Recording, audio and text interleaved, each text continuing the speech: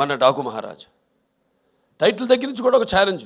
ఏం టైటిల్ పెట్టాలి సినిమాకి అంశం ఎంచుకున్నప్పుడు ఈ ఒక నీటి సమస్యలు ఎంచుకున్నప్పుడు ఎన్నో సామాజిక మెసేజెస్, అంటే ప్రజలకి సినిమా కేవలం వినోదం కాదు, వాళ్ళ ఒక ఆలోచన రేకెత్తించాలి అన్నది నా నాన్నగారి నుంచి కూడా నాకు వరకు అది వస్తున్న ఒక పరంపర.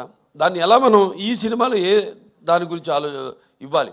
నేను ఒక రాయలసీమ అంటే అతి తక్కువ వర్షపాతం ఉన్న ప్రాంతం, దేశంలోనే 2 అతి తక్కువ వర్షపాతం ఉన్న ప్రాంతం, ఆ జిల్లాలో హిందూపురం ఎమ్మెల్యే నేను.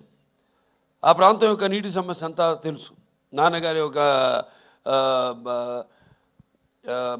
మానసిక పుత్రికలు, ఈ తెలుగు గంగ అయితేనేమి, హెచ్ఎన్ఎస్ఎస్ అయితేనేమి, లేకపోతే గాలేరు నగరి అయితేనేమి, ఇవన్నీ అయిన తర్వాత ఎలా మళ్ళీ మనం పూర్తి చేసాం.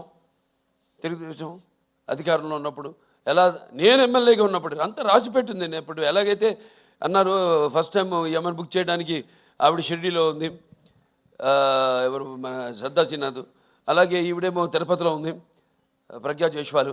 అలాగే ఈ నీటి సమస్య కరెక్ట్గా నేను ఎమ్మెల్యే అయినప్పుడే అది పూర్తి కావడం, నేను నా హిందూపురానికి నేను నీళ్లు ఇవ్వగలగడం. సో ఇదంతా అదంతా కాకతాళీయంగా యాదృచ్ఛికంగా జరిగింది. ఇప్పుడు ఆ నీటి సమస్య గురించి సినిమా తీయాలి అని ఒక ఆలోచన వచ్చింది.